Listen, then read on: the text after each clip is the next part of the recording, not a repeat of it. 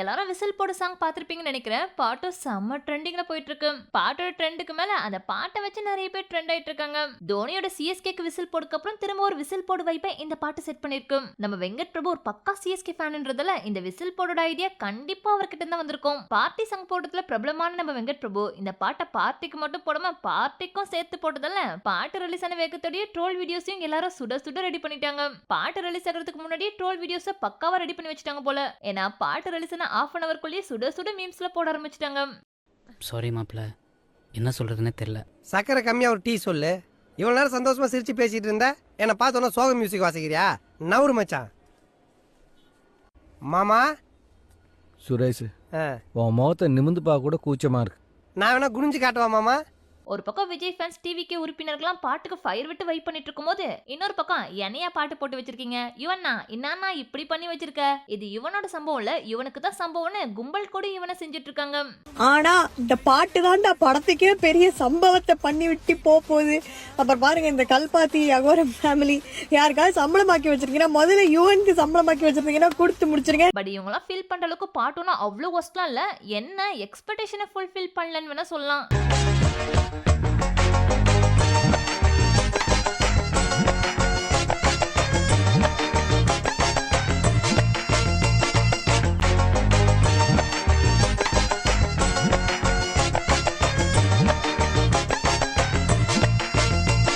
ஏன்னா யுவன் கிட்ட இருந்து நம்ம வேற மாதிரி சம்பவம் எதிர்பார்த்தோம். அதுக்கு இது கொஞ்சம் கம்மி தான். ஒருவேளை வெங்கட் பிரபுவும் டிவிக்கோட மெம்பர் கார்டு வாங்கிட்டாரா என்னன்னு தெரியல. தளபதியோட அரசியலுக்கு ஏத்த மாதிரி 2026 எலெக்ஷன் டைம்ல எல்லாரும் வைப் பண்ற மாதிரி ஒரு பாட்டை இப்பயே போட்டு விட்டுருக்காரு. இருக்குமோ ஒருவேளை இருக்குமோ இருக்குமோ ஒருவேளை இருக்குமோ இருக்குமோ ஒருவேளை இருக்குமோ. அதுவும் இப்ப இந்த பாட்டை ரிலீஸ் பண்ணதை பார்த்தா டிவிக்கோட முக்கியமான பொறுப்புல இவரும் ஒருத்தரா இருப்பாரோன்னு தோணுது. இது ஓவர் பிட்டு அவர் எடுத்துறான்.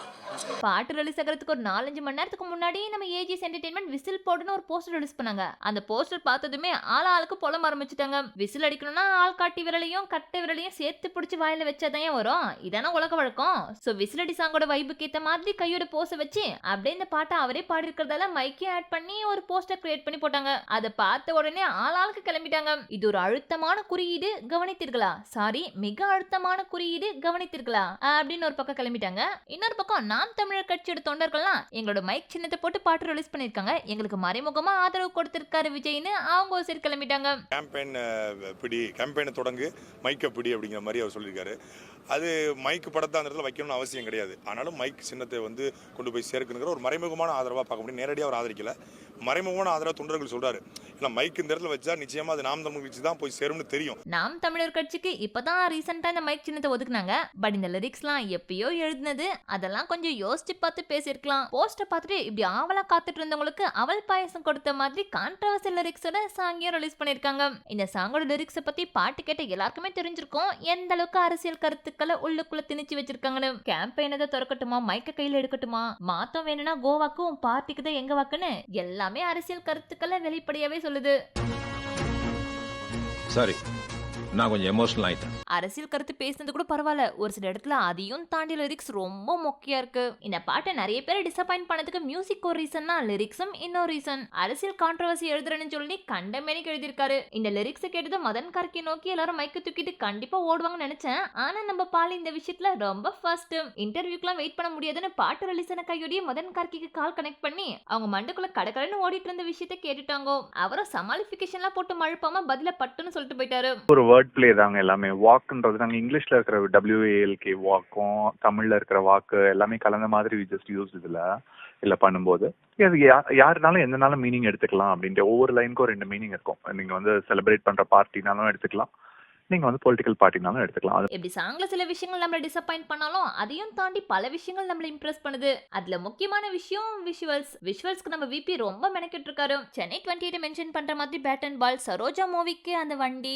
கோவா மூவிக்கு இளநீ சரக்கு, மங்கத்தா மூவியை மென்ஷன் பண்ற மாதிரி செஸ் போர்டு, பிரியாணி படத்தை மென்ஷன் பண்ற மாதிரி பிரியாணி, மாஸ் என்கிற மாசிலமணி மென்ஷன் பண்ற மாதிரி கூலர்ஸ் காசு, மாநாடு படத்தை மென்ஷன் பண்ற மாதிரி வால் கிளாக்னு எல்லா படத்துல இருந்து சிக்னேச்சர் ஐட்டம்ஸ்லாம் எடுத்து போட்டு கூடவே அந்தந்த படத்துல யூஸ் பண்ண டைட்டில் கார்டு சாரோட ஸ்டைல்லயே விசில் போட மென்ஷன் பண்ணிருப்பாங்க. இதெல்லாம் நம்ம வெங்கட் பிரபுவோட ஐடியாவா இல்ல இந்த வீடியோவை ரெடி பண்ண வெங்கியோட ஐடியாவான்னு தெரியல. பட் சூப்பரா இருந்துச்சு. ரொம்ப கிரியேட்டிவா யோசிச்சிருக்காங்க. அதுலயே லிரிக்ஸிஸ்ட், கொரியோகிராஃபர், கிரியேட்டிவ் ப்ரொடியூசர்னு ஒவ்வொருத்தரையும் பார்த்து இன்ட்ரோடியூஸ் பண்ண விதம் ரொம்ப நல்லா இருந்துச்சு. எஸ்பெஷலி ஸ்டண்ட் டைரக்டர், ப்ரொடக்ஷன் டிசைனருக்கு கொடுத்த இன்ட்ரோலாம் வேற லெவல். பேக்ரவுண்ட்ல பார் 68 சின்ஸ் 1974 மென்ஷன் பண்ணி இது தளபதியோட 68வது படம், அவர் 1974ல பிறந்தாருன்னு ஒரு குட்டி டீகோடிங்கும் பண்ணிருக்காங்க. இந்த மாதிரி குட்டி விஷயத்துல கூட கிரியேட்டிவிட்டி காமிச்சிருக்காங்க.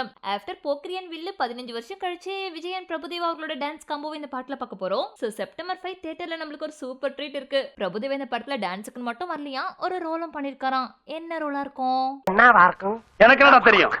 இப்படி இந்த பாட்டுல பல விஷயங்கள் நம்மள இம்ப்ரெஸ் பண்ணாலும் எல்லாரோட அட்டென்ஷனையும் கொத்தா தூக்கிட்டு போனது நம்ம பிரசாந்த் தான். லாஸ்ட் 40 நிமிஷம் எடுத்துக்கோங்க, அந்த 3 பேரும் என்ன பெர்ஃபார்மன்ஸ் தெரிக்க விட்டுருக்காங்க. பிரபுதேவா அண்ட் விஜய் அவர்களெல்லாம் இந்த மாதிரி பார்த்து பழகி போனதுதான். ஆனா பிரசாந்த் அவர்கள் இப்படி பாக்குறதுக்கு புதுசா மட்டும் இல்ல, சந்தோஷமா இருக்கு. என்ன எனர்ஜி! இந்த மனுஷனே ஃபீல்ட் அவுட் மார்க்கெட் போச்சுன்னு எல்லாரும் ஓட்டிட்டு இருந்தாங்க. 2005 லண்டன் படத்துக்கு அப்புறம் எந்த படமும் பெருசா இவருக்கு சொல்லிக்கிற மாதிரி சக்சஸ் கொடுக்கல. அதுவும் 2018க்கு அப்புறம் ஒரு படம் கூட நடிக்கல. ஆல்மோஸ்ட் எல்லாரும் நினைச்சிட்டாங்க பிரசாந்த் கெரியர் அவ்வளவுதானு. இந்த மாதிரி டைம்ல சும்மா ஃபுல் ஃபார்மோட மனுஷன் ஸ்கிரீன்ல வந்து நிக்கிறது பார்க்கும்போது இவரோட பெர்ஃபார்மன்ஸை பார்த்துட்டு மியூசிக், லிரிக்ஸிஸ்ட் அது இதுன்னு எல்லாத்தையும் தூக்கி போட்டுட்டு இவரை மட்டும் கொண்டாடிட்டு இருக்காங்க. இவரோட திறமையை அகைன் ப்ரூவ் பண்றதுக்கு ஒரு சான்ஸ் கொடுத்த வெங்கட் பிரபுக்கும் சரி, விஜய் அவர்களுக்கும் சரி, கண்டிப்பா நம்ம தேங்க்ஸ் சொல்லி ஆகணும். வெங்கட் பிரபுக்கு தேங்க்ஸ் சொல்றேன், ஓகே. விஜய் அவர்களுக்கு ஏன் தேங்க்ஸ் சொல்றேன் நீங்க கேட்கலாம். இப்ப வேணா பிரசாந்த் நார்மல் ஆக்டரா இருக்கலாம், ஆனா ஒரு பீரியட்ல டாப் ஸ்டாரா இருந்தாரு. கிட்டத்தட்ட விஜய், அஜித்னு எல்லாருக்குமே ஒரு காம்படிட்டரா இருந்தாரு. அப்படிப்பட்ட ஒருத்தருக்கு மொத்தமா மார்க்கெட் காலியானதுக்கு அப்புறம் அவருக்கு கை கொடுத்து திரும்ப அவர் கூட ஸ்கிரீனை ஷேர் பண்ணிக்கிறதுக்கும் ஒரு மனசு வேணும். ஒருவேளை விஜய் அவர்கள் நோ சொல்லியிருந்தா கண்டிப்பா பிரசாந்த் அவர்கள் இந்த படத்துக்குள்ள வந்திருக்கவே முடியாது. பிரசாந்த்க்கு மட்டும் இல்ல, அஜ்மல் கூட இப்ப ரீசெண்டா தமிழ்ல எதுவும் பெருசா சான்ஸ் கிடைக்கல. சோ அகைன் இவங்க 2 பேருக்கு ஒரு நல்ல கம்பேக்க நம்ம வெங்கட் பிரபு கொடுத்திருக்காரு. ரெண்டாவது உயிர் கொடுத்தது நீங்க. நானா? நமக்குள்ளே இருக்கட்டும். இதெல்லாம் ஓகே. பாட்டை மட்டும் இன்னும் கொஞ்சம் பார்த்து பண்ணிருக்கலாம். என்னடா பாட்டு ரிலீஸ் ஆகி 24 ஹவர்ஸ் ஆக போது இன்னும் கேஸ் கீசன் யாரும் 7.5 போடலையேன்னு நினைச்சு முடிக்கிறதுக்குள்ள டிஜிபி ஆபீஸ்க்கு ஆன்லைன்லயே ஒருத்தர் கம்ப்ளைண்ட் கொடுத்திருக்காங்களாம். அதுவும் 1 லைன் 2 லைன் நீக்க சொல்லிலாம் கம்ப்ளைண்ட் தரல, மொத்தமாவே இந்த பாட்டை தூக்க சொல்லியும் விஜய் அவர்கள் மேல ஆக்ஷன் எடுக்க சொல்லியும் கம்ப்ளைண்ட் கொடுத்திருக்காங்க.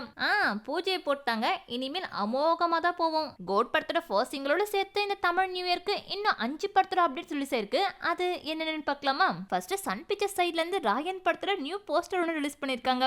அதுல பார்த்தோம்னா துஷாரா உட்கார்ந்துட்டு இருக்காங்க. அவங்க பின்னாடி காளிதாஸ், தனுஷ், சுதீப் கிஷன் 3 பேர் நின்னுட்டு இருக்காங்க. இத பார்க்கும்போது ஒரு தங்கச்சிக்கு 3 அண்ணன்கள் பின்னாடி தூணா நிக்கிற மாதிரி தெரியுது. ஆனா இருக்குமான்னு தெரியலையே. சரி, நம்ம கெஸ் பண்றோம், டீகோட் பண்றோம், கதையை ஸ்பாயில் பண்ண வேணாம். அடுத்த மேட்டருக்கு போவோம். போஸ்டர் ரிலீஸ் பண்ணி அனைவருக்கும் இனிய தமிழ் புத்தாண்டு நல்வாழ்த்துக்கள் சொன்ன கையோட ராயனோட ஃபர்ஸ்ட் சிங்கிள் கம்மிங் சூன்ன்ற அப்டேட்டையும் கொடுத்திருக்காங்க. சோ மே 1க்கு ராயனோட ஃபர்ஸ்ட் சிங்கிள் எதிர்பார்க்கலாம்னு நினைக்கிறேன். பாப்போம். அப்படியா? அப்படிச்சா? அப்புறம் நம்ம லைக்கா சைட்ல இருந்து இந்தியன் 2வோட ஒரு புது போஸ்டர் ரிலீஸ் பண்ணி இனிய தமிழ் புத்தாண்டு நல்வாழ்த்துக்கள் சொல்லியிருக்காங்க. அப்புறம் நம்ம சேனாபதி தாத்தா கொஞ்சம் கூட சகிப்புத்தன்மை இல்லாம உயிர் தெழுந்து வந்துட்டாரு. அதோட எபிக் சீக்வலை ஜூன் 2024 அன்னைக்கு தியேட்டர்ல பார்த்து என்ஜாய் பண்ணுங்கன்னு ஒரு ரெட் அலர்ட்டோட போஸ்ட் போட்டிருக்காங்க. அப்புறம் நம்ம ஸ்டுடியோ கிரீன் சைட்ல இருந்து கங்கோவோட ஒரு சூப்பரான போஸ்டர் ரிலீஸ் பண்ணி இனிய தமிழ் புத்தாண்டு நல்வாழ்த்துக்கள் சொல்லியிருக்காங்க. கூடவே ஒரு சூப்பரான கேப்ஷனும் கொடுத்திருக்காங்க. where the past and present collide, a new future begins. அதுக்கேத்த மாதிரி இந்த போஸ்ட் பாருங்களேன். நடுவாப்புல ஒரு கோடு போட்டு 2 பேரோட லைஃப் ஸ்டைலையும் பிரிச்சு காமிச்சிருப்பாங்க. இந்த பாஸ்ட்ல இருக்க சூர்யா சைட் பாருங்களேன், மரம்லாம் பத்தி எரியுது, மேல ஒரு பறவை பறக்குது, ஒரு முதலியோட வாழை கூட லைட்டா தெரியுது. இந்த பக்கம் பிரசன்ட் சூர்யா பாருங்க, அங்க மரம் பத்தி எரியுதுன்னா இங்க பில்டிங் பத்தி எரியுது, அங்க பறவை பறக்குதுன்னா இங்க ஏரோப்ளேன் பறக்குது. அதே மாதிரி சீட்டு கட்டும் கேம்லிங்கான காயின்ஸும் சைட்ல தெரிக்குது. அதே மாதிரி 2 சூர்யாக்கு நடுவுல சூரியன் வேற உதிக்கிற மாதிரி காமிச்சிருக்காங்க. சோ எந்த அளவுக்கு இந்த போஸ்டர்ல இன்ஃபர்மேஷன்ஸ் கொடுக்க முடியுமோ கொடுத்திருக்காங்க. இதெல்லாம் விடுங்க, மேல பாருங்களேன், புரியாத பாஷையில என்ன எழுதிருக்காங்க, அதான் என்னன்னு தெரியல. ஒருவேளை அது என்னன்னு தெரிஞ்ச கமெண்ட்ல சொல்லுங்க. லாஸ்டா சொல்ல போற 2 படத்தோட அப்டேட்ஸும் நம்ம லாரன்ஸ் மாஸ்டரோட தான். லோகேஷ் கனகராஜ் கதை எழுத, அதை ரெமோ அண்ட் சுல்தான் படத்தோட டைரக்டர் பாக்கியராஜ் கண்ணன் டைரக்ட் பண்ண, அதை பேஷன் ஸ்டுடியோஸ் ப்ரொடியூஸ் பண்ண நம்ம ராகவா லாரன்ஸ் நடிக்கன்னு பென்சன் ஒரு படத்தை எல்லாரும் ஒண்ணு கூடி ரெடி பண்ணிட்டு இருக்காங்க. சுதன் சுந்தரம், லோகேஷ் கனகராஜ் அண்ட் ஜெகதீஷ் பழனிசாமின்னு 3 பேர் சேர்ந்து இந்த படத்தை ப்ரொடியூஸ் பண்றாங்க. இதுக்கு a warrior with cause is the most dangerous soldier என்ற கேப்ஷனும் கொடுத்திருக்காங்க. ஒரே கல்லுல 2 மங்கன்ற மாதிரி மாதிரி நம்ம ராகவா லாரன்ஸ் ஹண்டர் என்ற இன்னொரு படத்துல கமிட் ஆயிருக்காரு. இந்த படத்தை கோல்டு மைன்ஸ் அண்ட் சத்யஜோதி 2 பேரும் சேர்ந்து ப்ரொடியூஸ் பண்றாங்க. அயோக்கிய படத்தோட டைரக்டர் வெங்கட் மோகன் தான் டைரக்ட் பண்றாரு. டிஎஸ்பி தான் மியூசிக் பண்றாரு. இந்த படத்துக்கும் The Battle for the Soulனு ஒரு கேப்ஷன் கொடுத்திருக்காங்க. கேப்ஷன்லாம் வச்சு பார்க்கும்போது ரெண்டுமே ஆக்ஷன் படமா தான் இருக்கும்னு நினைக்கிறேன். லோகேஷ் கனகராஜோட ஸ்டோரியில வர படம்னா அது கண்டிப்பா நல்லதா இருக்கும்னு சொல்லிட்டு எல்லாருக்கும் ஒரு நம்பிக்கை இருக்கு. So compare to Hunter, Benz படத்து மேல கொஞ்சம் எக்ஸ்பெக்டேஷன் ஜாஸ்தியாவே இருக்கு. ஓகே, இது வரைக்கும் வந்த எல்லா அப்டேட்ஸும் சொல்லியாச்சு. இதுக்கப்புறம் வர அப்டேட்ஸ் எல்லாம் நெக்ஸ்ட் வீடியோல சீக்கிரமா வந்து சொல்றேன். டாடா பை பை, உங்களின் தமிழ் ஃபேக்ட்.